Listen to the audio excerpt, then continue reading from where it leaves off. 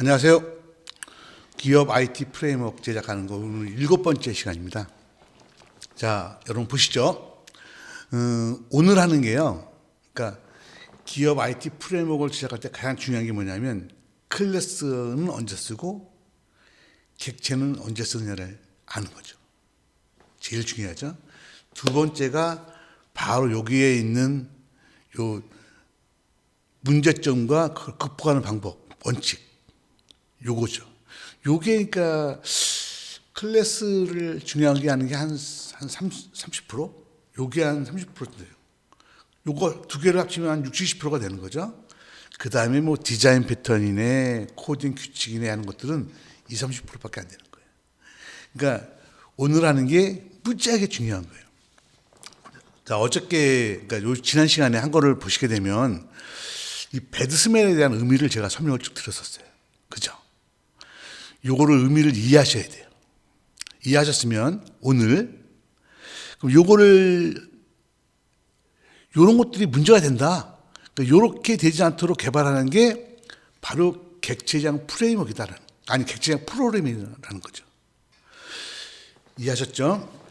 자, 그러면 객체장 프로그래밍을 하려면 뭐가 있어야 돼요? 객체장 프레임워크가 있어야죠. 객체장 프레임워크는 첫 번째 뭘로 구성되죠? 클래스로 구성되죠. 그죠? 두 번째 구성되는 게 바로 여기 원칙들입니다. 자, 오늘 한번 보도록 하겠습니다. 요 5가지를 설명을 간단히 드릴게요. 자, SRP. 그러니까 한 가지 책임만을 가져라. 그러니까 클래스라고 하는 것은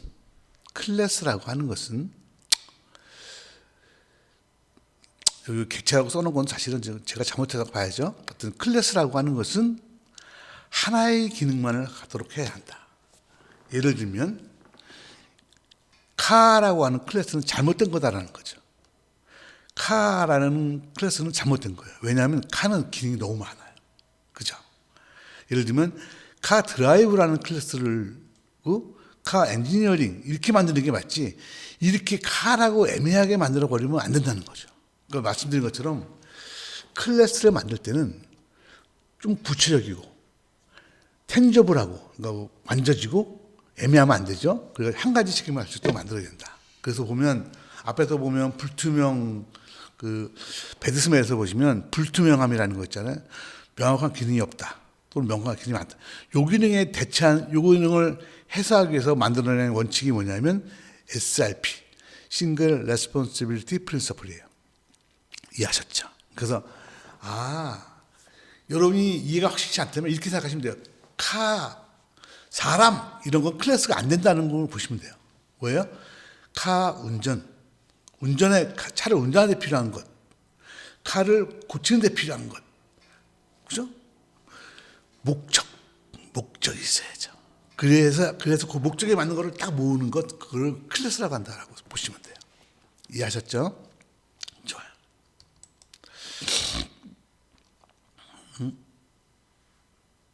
잠깐만요.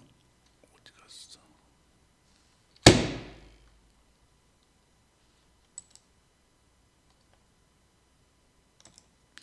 네, 다음엔 너무너무 중요한 거예요. OCP에 대해서 설명할게요.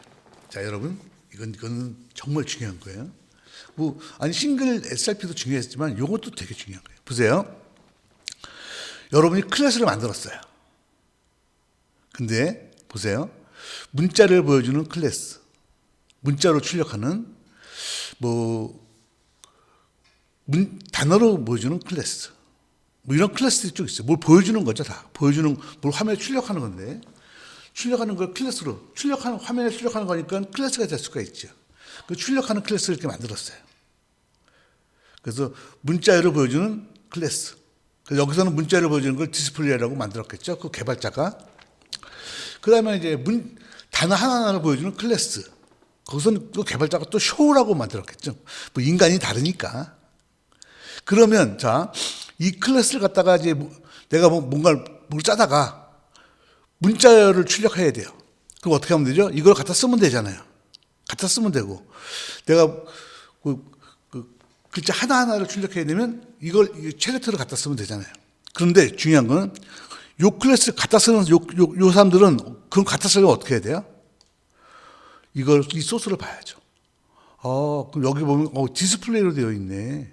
그럼 디스플레이라고 해서 그 string d.display라고 해서 출력하겠죠. 문자 하나를 출력하고 싶으면 이거를 갖고 온다 그러면 이걸 또 소스를 봐야 돼요. 여기 show로 되어 있네. 웃기죠. 그러면 보세요. 요 개발자는 자기 거를 개발하기 위해서 어떻게 해야 돼요? 이런 것들을 다 소스를 읽어봐야 돼요. 그러니까 남의 거를 이해해야 돼요. 절대로 안 된다 그랬죠. 프로그램이 커지고 복잡하면 이렇게 되면 안 된다 그랬어요. 그래서 이런 경우에는요, 어떻게 하느냐, 하면 좋으냐라는 걸 갖고서 이제 사람들이 고민을 한 거예요. 예를 들면 만약에 이런 뭐 그래픽으로 보여줄 수도 있고 외부로 보여줄 수도 있고 이런 거 계속 늘어난다고 생각해 보자고요. 그런 경우는 당연하겠죠. 중요한 건 뭐냐면 그런 게 예상이 되면은 하는 거예요. 예를 들어 만약에 스트링만 있다. 그러면 이거 하나만 쓰면 되지 않나요? 근데 이게 앞으로 이렇게 늘어날 것 같아. 그러면 어떻게 돼요? 대책을 세워야죠. 왜? 내가 만약에 그래픽으로 출력하는 거를 만들려고 내가 유지보사로 들어왔어. 그럼 난 어떻게 해야 돼? 그래픽으로 출력하는 걸 하려면. 그래픽을 만들었어. 그럼 내가 함수 이름은 뭐라고 해야 돼? 이놈은 디스플레이, 이놈은 쇼야. 난 뭐라고 해야 돼? 내 마음대로 만약에 뭐 삐삐라고 했어. 그러면 이거 짠 사람은 이게 함수로 뭐라고 했는지 어떻게 알아요? 그렇죠? 어마어마하게 문제가 되죠. 자 보세요. 최근에 소프트웨어들은 업무를 중심으로 업무를 수행하도록 개발되잖아요. 업무는 자꾸 화면이 바뀌어요. 그렇죠? 그렇죠? 화면도 바뀌고 레포트 화면 같은 것도 좀 계속 바뀌잖아요. 그게 늘어난다고 생각해 보자니까요. 그런 경우에 적용하는 거예요. 어떻게 하면 되냐면요. 자 보세요. 디스플레이라고 하는 인터페이스를 하나 만들어요. 이거 인터페이스 하나 만드는데 거기에 디스플레이라는 함수가 정의되어 있어요. 그래 놓고서는 뭘 화면에 출력하는 데는 하는 것들은 다 이거를 상속받아서 짜라고 얘기를 하는 거예요. 그럼 어떻게 돼요?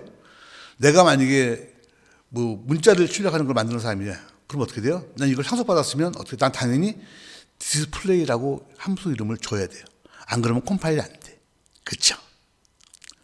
스트링 문자열을 출력하는 클래스를 만드는 사람이면 나도 이거를 상속받으라고 했으니까 상속받았어. 그럼 이름을 당연히 뭐로 해야 돼? 아무리 성격 나쁜 놈 와도 어차피 디스플레이로 해야 돼. 왜? 여기 정의되어 있으니까. 그죠? 나중에 그래픽 하는 거를 만드는 사람이 왔어. 이 사람은 다른 사람 거 볼 필요 없어. 이것만 상속받으면 어떻게 돼? 그냥 디스플레이를 구현하면 되죠. 됐죠? 보세요.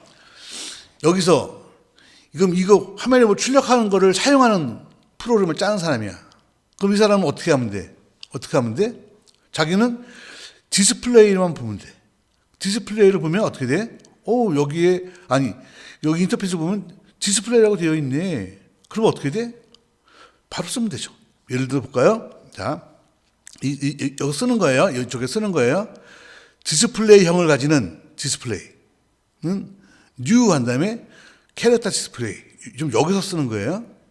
할당해. 디스플레이 가지는 디스플레이2 변수. 클래스고 객체지요. 여기에는 그래픽을 할당해. 됐죠? 그 다음 어떻게 돼요? 디스플레이.show. 죄송해요. 요거 show가 아니고 디스플레이라고 해야 돼요. 그 디스플레이2.display. 그렇죠. 여기 보면 요 인터페이스에 디스플레이라고 정해놨기 때문에 다 디스플레이라고 했잖아요. 그러니까 여기도 보면 디스플레이 안에 있는 디스플레이, 요 안에 있는 디스플레이 이렇게 만드는 거예요. 그럼 잘 보세요. 자, 이거를 짜는 사람과 만날 일이 없죠. 그렇죠? 공지되어 있잖아요. 이거는. 이 사람은 어떻게 돼요? 화면에 뭐 출력하는 거는 이거를 하면 되네. 그러면 이걸 보고서는 여기 보니까 디스플레이라고 되어 있니? 그럼 어떻게 돼요? 디스플레이를 가지는 디스플레이를 선언하고 그다음에 자기가 하고 싶은 거를 하나 할당하죠. 그다음에 여기서 이 함수 이름을 고민할 게 없어요. 왜? 이거를 받았기 때문에 모두가 다 디스플레이로 했을 거거든요. 그러니까 이거 다 디스플레이라고 하면 되죠. 자, 그럼 봅시다. 자, 봅시다. 그래픽 D를 만드는 사람은 이전에 뭐 만드는 사람 거를 볼 필요가 있나요? 없죠. 난 뭐만 하면 돼. 이것만 사도받으면 되죠. 그리고 이거를 만드는 사람은 이쪽이 뭘 했는지 상관할 필요 없죠. 이것만 있으면 돼요. 그리고 공지사항에 보면 화면에 출력하려면 디스플레이, 그 안에 보면 문자 출력은 이거, 문자의 출력은 이거, 그래픽 출력은 이거다라고 써 있어요. 그럼 이거 갖다 쓰면 되죠, 이렇게. 그죠? 이 안에 이 함수 같은 것들을 알기 위해서 소스를 볼 필요가 있나요? 없죠. 왜? 이 함수 이름은 어디에 있죠? 여기 있잖아요.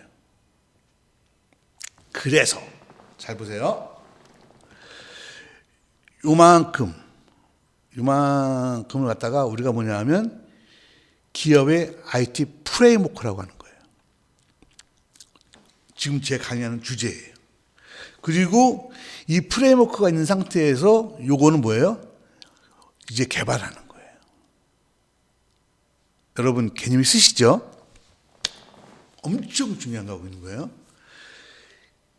기업 IT 프레임워크는요, 이렇게 쓰는 거예요. 기업 IT, 내가 개발하러 들어갔는데, 가보니까 그 회사 IT 프레임워크 이렇게 되어 있는 거야. 그럼 나는 어떻게 하면 돼요? 화면을 출력하고 싶어. 그러면 여기 보니까 디스플레이로 되어 있니? 그럼 어떻게 하면 돼요? 문자를 하려면, 이거네. 그러면 어떻게 돼요? 디스플레이 형아지는 디스플레이 2. 뉴, 스트링 디스플레이. 그럼 되죠? 그럼 디스플레이 2. 디스플레이 하면 되죠. 이 디스플레이는 어떻게 돼요? 여기 정의되어 있잖아요. 그죠? 똑같은 거예요. 자, 보세요. 여러분이 화면을 구성해요. 화면 구성, 그죠? 입력 무슨 화면 쫙 있어요. 그 화면에서 보면 화면에 쓰이는 것들에 대한 거 여기 표준을 정해놓고 사소받으면 되죠? 레포트 화면 쫙 있어요. 레포트에서 쓰는 데이터 조회하는 함수, 대가리 찍는 거, 바닥 찍는 거, 여기 이름 다 정리되어 있어요. 그럼 어떻게 돼요? 개발하는 놈은 다 그거 따라 개발하겠죠. 여기는 사용하는 사람은 이걸 보고 하면 되잖아요. 지금 감이 쓰셨죠? 그래서 이 기업 IT 프레임워크, 여기서 보면 요거만큼을 IT 프레임워크라고 하고요. 이거는요, 오늘날의 전산시에서 만약에 IT 프레임워크 관리자가 없다고 하면 그 전산시는 잘못된 거예요. 이 IT 프레임워크 관리자가 있어야 돼요. 그래서 그 사람이 딱 있다가 뭐 새로운 업무가 늘어나서 뭐가 추가를 해야 돼. 그러면 당신은 이걸 상속받아서 개발해 주세요라고 이 사람한테 지시를 해야 되고요. 우리가 이거를 참고하는 프로그램을 개발한다 그러면 이 사람한테 얘기해야 돼요. 여기 있는 인터페이스를 참고하시고 개발하시면 돼요. 이렇게 말을 해줘야 돼요. 무슨 말 이해가 되시죠? 그래서 이걸 갖다가 오픈 클로즈라고 하는 거예요. 오픈. 뭐에 오픈되어 있어요? 확장에 오픈되어 있죠. 마구 확장할 수 있죠. 클로즈, 어디에 클로즈되어 있어요? 이 사람들은 여기만 보면 되죠. 그래서 OCP라고 하는 거예요.